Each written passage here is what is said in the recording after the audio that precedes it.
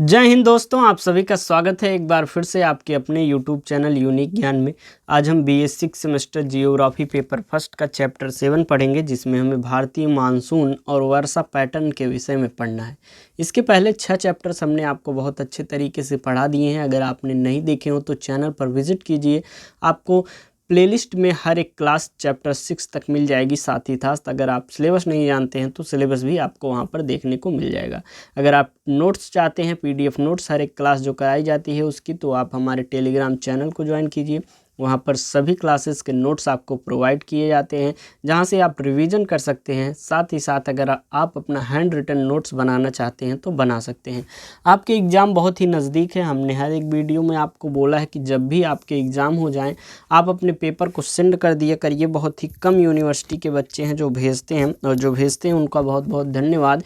उससे आपका ही फ़ायदा होता है। जब हम वीडियोज़ बनाते हैं तो आप अपना चेक कर सकते हैं आपने अपने पेपर को, या फिर अगर आपका पेपर होने वाला है तो जो भेजे रहते हैं उनके द्वारा आपको यह पता चल जाता है कि कौन कौन से टॉपिक्स इम्पॉर्टेंट हैं हमारे सिलेबस में।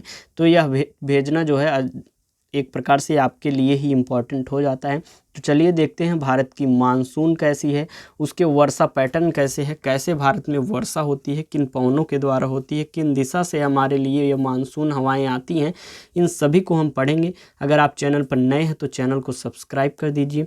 साथ ही साथ अपने दोस्तों के पास अवश्य शेयर कीजिए। वीडियो पूरा देखने के पश्चात कुछ भी समझ में ना आए तो आप कमेंट करके पूछ सकते हैं। वीडियो को लाइक अवश्य करिए। चलिए स्टार्ट करते हैं। सबसे पहले हम आपको भारत की जलवायु में बताएंगे मौसम क्या होता है, ऋतु क्या होता है, जलवायु।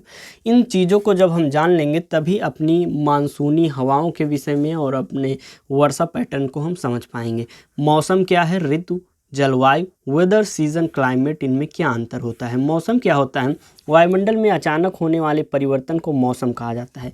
वायुमंडल जो हमारा है उसमें अचानक जो परिवर्तन होते हैं उसे ही मौसम कहते हैं। जैसे कि हम रात में सोए, मौसम आपका साफ है, सुबह उठते ही देखें कि हम बारिश हो रही है, अचानक परिवर्तन हो गया, मौसम ठंडा हो गया, तो वह क्या कहलाएगा? मौसम कहलाएगा। ऐसे ही ऋतु क्या कहलाती है? एक निश्चित समय पर क्रमिक रूप से होने वाले परिवर्तन जो है वह साइक्लिक चेंज या ऋतु कहलाते हैं। अर्थात जैसे कि हमें यह पता है इतने महीने से इतने महीने तक गर्मी पड़ेगी, फिर हमारा बरसात आ जाएगा, ठंडी का मौसम आ जाएगा, तो उसके लिए एक समय निर्धारित है, तो वह हमारे ऋतु के अंतर्गत आ जाता है। जैसे कि बसंत ऋतु है, ग्रीष्म ऋतु है, वर्षा ऋतु है, शरद ऋतु है, हेमंत ऋतु है, शीत ऋतु है। ये इतनी प्रकार की ऋतु होती हैं। कौन कौन सी? बसंत ऋतु, ग्रीष्म ऋतु, वर्षा ऋतु, शरद ऋतु और हेमंत ऋतु और शीत ऋतु। ये इतने प्रकार की वर्षा होती है। अब हमने देख लिया कि मौसम क्या है, ऋतु क्या है, जलवायु को अब हम देखेंगे। जलवायु अर्थात क्लाइमेट। जलवायु मौसम का ही एक प्रकार से व्यापक रूप माना जाता है। दूसरों शब्दों में अगर हम जानना चाहें तो किसी बड़े क्षेत्र के तापमान, वायुदाब या वर्षा, मतलब कि वहाँ के मौसम का कम से कम 30 वर्षों के औसत अध्ययन को उस क्षेत्र का जलवायु कहते हैं। यह जो जलवायु होता है एक प्रकार से हम उसे मौसम का ही व्यापक रूप कह सकते हैं। जलवायु का पता हम कैसे कर सकते हैं? जैसे कि अगर हम किसी विशेष स्थान का, किसी निश्चित स्थान का हम लगभग 30 वर्षों के औसत का अध्ययन करें, उसके 30 वर्षों तक के वहाँ के जो हमारे क्षेत्र है वहाँ की जलवायु का अध्ययन करें, वहाँ के वातावरण के, वायुमंडल का अध्ययन करें, तो वह जलवायु हमें पता चलती है। जैसे कि हम कहीं एक देशांतर के बीच में पता लगा रहे हैं और वहाँ पर जब हम 30 वर्षों तक पढ़ेंगे तो हमें पता चलेगा कि वह गर्म क्षेत्र है या ठंडा क्षेत्र है, वहाँ की जलवायु कैसी है हमें पता चलेगा। इस प्रकार हमने जान लिया कि मौसम क्या है, ऋतु क्या है, जलवायु क्या है। मौसम वह है जो अचानक होने वाले जो हमारे वायुमंडल में परिवर्तन है। जैसे कि हम देखते हैं कि हमारा मौसम एकदम साफ रहता है, धूप बहुत तेज़ रहती है, अचानक से बादल आ जाते हैं और बारिश होने लगती है, अचानक से मौसम ठंडा हो जाता है, उसे मौसम कहेंगे। हम ये नहीं कह सकते कि हमारा जलवायु जो है अचानक से बदल गया। हम क्या कहते हैं? मौसम अचानक से बदल गया, मौसम बन गया, एक प्रकार से पानी बरसने लगा। ऋतु तो आप समझ ही रहे हैं क्या होती हैं ऋतु। बसंत ऋतु, ग्रीष्म ऋतु, वर्षा ऋतु, शरद ऋतु, ये सभी जो ऋतुएं हैं, अर्थात हमें पता है एक निश्चित टाइम पीरियड है, उसके अंतर्गत ही यह सीजन आता है, ऋतु आती है, यह मौसम आता है। अगला हम जलवायु पढ़ चुके हैं। उसी प्रकार अब हम तीनों ऋतुओं, तीनों चीज़ों के बारे में हम जानने के पश्चात आगे देखेंगे कि भारत की जलवायु आखिर निर्धारित कैसे होती है, भारत की जलवायु जो है वह कैसी है। भारत में उष्णकटिबंधीय मानसूनी जलवायु पाई जाती है। आपको यह सुन के समझ में नहीं आया होगा उष्णकटिबंधी का मतलब क्या होता है। कटिबंधी का मतलब क्षेत्र होता है और उष्ण का मतलब एक प्रकार से गर्म होता है। तो हमारी भारत की जो स्थिति है, देखिए यहाँ पर ये कर्क रेखा हमारे भारत के मध्य से होकर गुजरती है। जो सूर्य है, एक प्रकार से ये देखिए हमारा वर्ल्ड मैप है, आपको एटलस दिखाया जा रहा है। यहाँ पे आपको देखने को मिलेगा ये कि ये काल्पनिक रेखा है जिसे भूमध्य रेखा माना जाता है। 23.5 डिग्री नॉर्थ एक कर्क रेखा है और 23.5 डिग्री साउथ आपका एक मकर रेखा काल्पनिक माना गया है। तो जो सूर्य होता है, सूर्य जो चक्कर लगाता है, इन कर्क रेखा और मकर रेखा के बीच में ही सीधा सीधा वह चक्कर लगाता है और उसका जो एक प्रकार से प्रकाश होता है, उसकी जो किरणें होती हैं वह सीधे सीधे इनके बीच में पड़ती हैं। अलग अलग समयों पर वह अलग अलग स्थानों पर, अलग अलग देशांतरों पर वह पड़ती है। तो जो यह क्षेत्र होता है यह गर्म क्षेत्र होता है, एक प्रकार से यह उष्ण क्षेत्र है। और कटिबंधी क्षेत्र, तो हमारा जो भारत देश है, देखिए मध्य से ही यह गुजरता है, तो लगभग यहाँ की जो स्थिति है वह गर्मी की ही बनी रहती है। भारतीय मानसून का वर्णन सबसे पहले जो है अरब विद्वान किसने किया? अल मसूदी ने किया था। मानसून शब्द की उत्पत्ति अरबी भाषा के मौसम शब्द से हुई थी। मानसून जो शब्द है उसकी उत्पत्ति कैसे हुई थी? अरबी भाषा के मौसम शब्द से हुई थी, जिसका अर्थ क्या है? मौसम के अनुसार दिशा बदलने वाली पवनें। मौसम के अनुसार जो दिशा बदलती हैं उन्हें ही एक प्रकार से क्या कहा जाता है? मानसून कहा जाता है। किसी भी देश की जलवायु निर्भर करती है, जो किसी भी देश की जलवायु होती है किन बातों पर निर्भर करती है? कि वह जो देश है उस स्थान की ऊंचाई क्या है, वहाँ पर पहाड़ों की स्थिति क्या है, उस स्थान की समुद्र से दूरी कितनी है और वह स्थान किस अक्षांश पर है। ये सभी बातें उस देश की जलवायु पर निर्भर करती है, उस इन बातों के ऊपर। आगे देखेंगे हम वृष्टि छाया क्या है। एक शब्द है वृष्टि छाया, जो आगे हमें पढ़ना रहेगा, समझना रहेगा, बार बार आएगा, इसलिए इसको हम पहले ही आपको समझा दे रहे हैं कि वृष्टि छाया आखिर होती क्या रही। देखिए मान लीजिए इस दिशा से जो हमारी मानसूनी हवाएं हैं वह आ रही हैं और ये हमारा पहाड़ है, और यहाँ पर जब हवाएं आकर पहाड़ से टकराती हैं तो यहाँ पर वर्षा जो है अधिक मात्रा में होने लगती है। और इसी के विपरीत पहाड़ के पीछे जो है पवनें नहीं जा पाती हैं और यहाँ पर वर्षा बहुत ही कम या ना के बराबर होती है, तो इसे ही वृष्टि छाया क्षेत्र कहते हैं। अर्थात जो जिस तरफ से पवनें आ रही हैं और उस पहाड़ में टकरा रही हैं उधर बारिश बहुत होगी, और उसी के विपरीत जो है वृष्टि छाया क्षेत्र होगा जहाँ पर बहुत कम वर्षा या ना के बराबर वर्षा होती है। तो हमने वृष्टि छाया क्षेत्र रेन शैडो को पढ़ लिया। अब आगे चलकर हम फेरेल के नियम को पढ़ेंगे, फिर उसके बाद भारत की अपने जो भारत की स्थिति है उसमें कैसे मानसून किन किन अवस्थाओं में किन किन पवनों के द्वारा आती हैं उसको हम पढ़ेंगे। फेरेल का नियम का प्रयोग होगा, इसलिए आपको फेरेल का नियम और वृष्टि छाया क्षेत्र ये सभी शब्द यहाँ पर समझा दिए जा रहे हैं। इस नियम के अनुसार क्या होता है? धरातल पर मुख्य रूप से चलने वाली सभी हवाएं पृथ्वी की गति के कारण उत्तरी गोलार्ध में दाहिनी ओर तथा दक्षिणी गोलार्ध में बाईं ओर मुड़ जाती हैं। जो एक प्रकार से उत्तरी गोलार्ध में जो हवाएं हैं वह दाएं मुड़ जाती हैं, जो पृथ्वी की गति हो रही है उसी के कारण, और जो दक्षिण गोलार्ध में है वह बाएं मुड़ जा रही हैं। किसके कारण? पृथ्वी के गति के कारण। यह फेरेल का नियम है। उन्होंने बताया है कि जो हमारा एक प्रकार से ये एटलस है, एक प्रकार से पृथ्वी है, ये हमारा भूमध्य रेखा जो काल्पनिक हमने माना है, उसके जब उत्तरी गोलार्ध में हम जाएंगे, ये उत्तरी गोलार्ध हो जाएगा और ये दक्षिणी गोलार्ध। तो जब हम उत्तरी गोलार्ध में जाएंगे तो उत्तरी गोलार्ध की जो हवाएं हैं पृथ्वी की गति के कारण दाएं मुड़ जाती हैं, और जो दक्षिणी गोलार्ध में हवाएं हैं वह बाएं मुड़ जाती हैं। आगे हम देखेंगे भारत में मानसून कब आता है और कैसे आता है। भारत में मानसून जो है जून के पहले सप्ताह में आता है और केरल के मालाबार तट से टकराता है और 15 जुलाई तक पूरे भारत में फैल जाता है। जून के समय में ही मानसून क्यों आता है? जून का समय जो है वह उस समय जो सूर्य होता है कर्क रेखा पर विराजमान होता है और सीधे सीधे उसकी जो एक प्रकार से प्रकाश है, उसकी जो एक प्रकार से तेज है, सीधे सीधे भारत के ऊपर पड़ता है। तो यहाँ की जो एक प्रकार से हवाएं हैं वह हल्की हो जाती हैं और ऊपर की ओर उठने लगती हैं। तो हम और साथ ही साथ यह भी आप जानते होंगे जो हवाएं हैं वह हमेशा उच्च दाब से निम्न दाब की ओर जाती हैं। कैसे जाती हैं? उच्च दाब से निम्न दाब की ओर जाती हैं। अर्थात एक प्रकार से जहाँ पर गर्मी होती है वहाँ निम्न दाब होता है।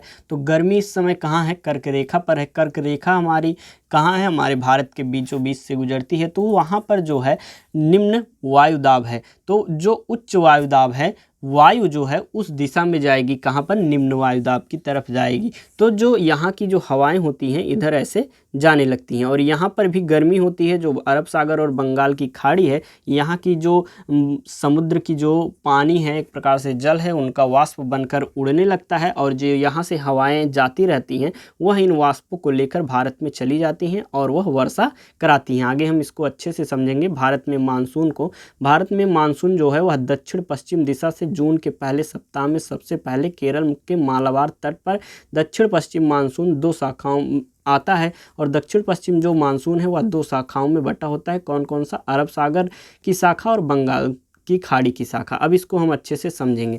तो देखिए, जब हमने पहली बात ये बताया फेरेल का नियम, फेरेल के नियम के अनुसार उत्तरी गोलार्ध में जो वायु है उसकी दिशा पृथ्वी की गति के कारण दाहिने मुड़ जाती है। दूसरी बात हमने बताई कि उच्च दाब से निम्न दाब की ओर जो है हवाएं जाती हैं। तो यहाँ से जब इधर से आने लगी तो यहाँ के जो वाष्प बनकर उड़ रहे थे इन सभी को बादल बनाकर एक प्रकार से बादल बन जाते हैं। तो उनको लेकर यह इधर भारत में जाने लगती हैं। सबसे पहले कहाँ पर जाता है? मालाबार तट पर। यहाँ जाकर ये दाहिने जब मुड़ जाती है तो मालाबार तट पर दक्षिण पश्चिम दिशा से मानसून आती है। अब यहाँ जब आती हैं तो 200 शाखाओं में विभाजित हो जाती है, एक अरब सागर की और एक बंगाल की खाड़ी की शाखा। अब इन 2 शाखाओं से हम अच्छे से समझेंगे। अरब सागर की जो शाखा है, अरब सागर की शाखा सबसे पहले पश्चिमी घाट से टकराकर केरल में वर्षा कराती है। अरब सागर की शाखा आपने देखा यहाँ से ऐसे आती है पवने दक्षिण पश्चिम से और सबसे पहले यहाँ केरल में वर्षा होती है। इसके पहले चैप्टर्स में हमने आपको पहाड़ों और पर्वतों के विषय में बताया था, जो कि आपने देखा होगा तो बहुत अच्छे तरीके से आपको याद होगा। तो ये हमारा जो है उत्तरी एक प्रकार से हिमालय है, यहाँ हमारा पश्चिमी तट है, ये हमारा पूर्वी तट है, ये सतपुड़ा है, ये विंध्य पर्वत है, आपको अच्छे से बता दे रहे हैं। ये गिर की पहाड़ियाँ हैं, ये अरावली है, अरावली पर्वत श्रेणी है। यहाँ पर गारो खासी जयंतियाँ हैं, यहाँ पर डिफला मिसी हैं और ये मिज्जो की पहाड़ियाँ हैं। इसको हम अच्छे से पढ़ाए हुए हैं, आप समझ रहे होंगे। तो एक प्रकार से हमने आपको यहाँ पर इंडिकेशन दे दिया। तो सर्वप्रथम जब दक्षिण दिशा से, दक्षिण पश्चिम दिशा से यहाँ पर मानसूनी पवनें आती हैं तो यहाँ पर पश्चिमी तट से यह टकराती हैं और यहाँ पर बहुत ही अधिक वर्षा होती है। सबसे पहले वर्षा कहाँ होती है? केरल में होती है। कौन कराता है? अरब सागर की जो मानसूनी हवाएं होती है, अरब सागर की जो शाखा होती है वह कराती हैं। तो यह जो पहाड़ियाँ हैं यहाँ पर सबसे अधिक वर्षा होती है और यहीं इसी पहाड़ियों के उस साइड, पहाड़ियाँ जो हैं उसके दूसरी तरफ जो है एक प्रकार से वृष्टि छाया क्षेत्र हो जाता है। यहाँ पर वर्षा नहीं होती है और यहाँ पर वर्षा अधिक मात्रा में होती है। केरल में होती है, फिर यहाँ से जाके ऐसे होते होते महाराष्ट्र तक वर्षा बहुत अधिक मात्रा में हो जाती है। फिर आगे चलकर यह जब आगे बढ़ती हैं तो इसमें भी 3 शाखाएं जो हैं परिवर्तित हो जाती हैं। टकरा कर ये देखिए केरल में वर्षा कराती हैं। उसके बाद मानसून गुजरात के पास 3 दिशाओं में मुड़ जाती है। यहाँ जब गुजरात में पहुँचती है ये पवने तो यह 3 शाखाओं में विभाजित हो जाती हैं। पहली शाखा जो है वह गुजरात की ओर चली जाती है, इधर चली जाती है और दूसरी शाखा जो है वह सीधे चली जाती है और तीसरी शाखा जो है यह विंध्य पर्वत और सतपुड़ा पर्वत के बीच में अर्थात मध्य प्रदेश की ओर मुड़ जाती हैं। गुजरात में जाने के पश्चात ये जो पवनें हैं वह 3 दिशा में मुड़ जाती हैं। पहली जो है यहाँ पर गुजरात में वर्षा कराती है, दूसरी यहाँ से ऐसे बढ़ते बढ़ते यहाँ पर वर्षा क्यों नहीं होता? क्योंकि ये जो पहाड़ियाँ हैं, अरावली की पहाड़ियाँ, यह ऐसी हैं, अगर ऐसी होती तो इन पवनों को रोकती और वर्षा कराती, लेकिन जो यहाँ की पहाड़ियाँ हैं वो उनको रोक नहीं रही हैं तो वह आगे बढ़ जाती हैं और सीधे यहाँ दिल्ली में थोड़ी बहुत वर्षा होती है, फिर उत्तराखंड में वर्षा होती है और यही फिर वापस आके पंजाब में थोड़ा बहुत वर्षा कराती हैं। ये आपने समझ लिया कौन सा? अरब सागर की शाखा को। उसके पश्चात हम समझेंगे बंगाल की खाड़ी वाली शाखा को। बंगाल की खाड़ी वाली शाखा सीधा जाकर टकराती है मेघालय की गारो खासी जयंतीय पहाड़ियों से, यहाँ से निकलती हैं ऐसे सीधे जाके यहाँ पर टकरा जाती हैं और उनकी कीप जैसी आकृति होने के कारण मानसून इसी में फंस जाती है। ये जो उनकी कीप जैसी आकृति है इसी में जाकर मानसून फंस जाती है और खूब वर्षा कराती है। आपको पता भी होगा जो गारो खासी जयंतिया में मासिन राम में सबसे ज़्यादा, भारत में नहीं विश्व विश्व में सबसे ज़्यादा वर्षा कहाँ होती है? मासिनराम में होती है, गारो खासी जयंतिया पहाड़ियों के बीच में होती है। तो सर्वप्रथम जब ये बंगाल की खाड़ी वाली शाखा की जो पवनें हैं वहाँ पर जाती हैं और वर्षा कराती हैं, कुछ मानसून जो है असम में और अरुणाचल प्रदेश में भी इधर जाकर पूर्वी क्षेत्र में वर्षा कराती है, और इसी मानसून की एक शाखा जो है पहाड़ी से टकराकर, गारो पहाड़ी से टकराकर बाईं ओर घूम जाती है और यह सीधे जाकर उत्तर प्रदेश, झारखंड और बिहार में बारिश कराती है। और अंत में अरब सागर वाली शाखा और बंगाल की वाली शाखा दोनों मिलकर पंजाब में थोड़ी सी वर्षा कराती हैं। यहाँ पर हमने आपको अभी अरब सागर वाला बताया, लास्ट में आकर पंजाब में थोड़ी बहुत वर्षा कराती है। तो यहाँ से जो जाती हैं बिहार, झारखंड और उत्तर प्रदेश में वर्षा कराते हुए फिर यह पंजाब में पहुँच जाती है, दोनों वहाँ पर वर्षा कराती हैं। आपसे पूछा जाए सबसे ज़्यादा वर्षा कहाँ होती है, तो मासिनराम में होती है। और वह कौन सी स्थान है जहाँ पर दोनों, जो अरब सागर की शाखा है और बंगाल खाड़ी, दोनों शाखा जो है वर्षा कराती है, तो वह स्थान कौन सा है? पंजाब है। अब वर्षा तो हो गई, अब मानसून कैसे वापस लौटती है इसके विषय में हम समझेंगे। सितंबर के महीने में सूर्य की किरणें जो है विषुवत रेखा सीधे पड़ने लगती है। हमने आपको बताया जून में जब वह आती हैं पवनें, तो उस समय जो सूर्य की किरणें हैं वह सीधे कर्क रेखा पर पड़ती रहती हैं, परंतु सितंबर के महीने में वही रेखा सीधे विषुवत रेखा पर पड़ती हैं, वही किरणें जो है सीधी विषुवत रेखा पर पड़ने लगती हैं, जिस कारण यहाँ पर वायु का दाब निम्न हो जाता है और इसी कारण भारत में मानसून लौटने लगता है। अब यहाँ पर जो निम्न हो गया, जो उच्च वायु दाब है यहाँ से बढ़कर यहाँ आने लगती हैं और उड़ीसा और आंध्र प्रदेश में चक्रवात आता है। यहाँ से जो अरब सागर वाली है ये तो सीधे सीधे लौट जाती है और यहाँ पर अरावली पर्वत रोक भी नहीं पाता, लेकिन जो हमारी जो गई है बंगाल की खाड़ी वाली शाखा वो ऐसे आती है और गिर पहाड़ियों से टकराकर इधर मुड़ जाती है और आंध्र प्रदेश और उड़ीसा में भारी चक्रवात लाती है और यहाँ से जाकर तमिलनाडु में भारी वर्षा कराती है। इधर फिर वृष्टि छाया हो जाता है, तमिलनाडु में वर्षा होती है, इधर केरल में नहीं होता है। लौटते समय मानसून की दिशा क्या होती है? उत्तर पूर्व होती है और सबसे अधिक वर्षा कहाँ पर होती है लौटते समय? वह होती है तमिलनाडु में। भारत में पूछा जाए या विश्व में पूछा जाए, सबसे ज़्यादा वर्षा मासिनराम में होती है और सबसे कम वर्षा कहाँ होती है? लेह लद्दाख में होती है, क्योंकि यहाँ पर बहुत पहाड़ियाँ होती हैं, वहाँ पर पवनें पहुंच ही नहीं पाती हैं। इस प्रकार हमने आपको पूरा मानसून पढ़ा दिया, बहुत ही अच्छे तरीके से हर एक बात को समझा दिया। अगर आपको अच्छे से समझ में कुछ भी ना आया हो तो आप कमेंट करके पूछ सकते हैं, अपने दोस्तों के पास शेयर कीजिए, वीडियो लाइक कीजिए। धन्यवाद, मिलते हैं अगले वीडियो में।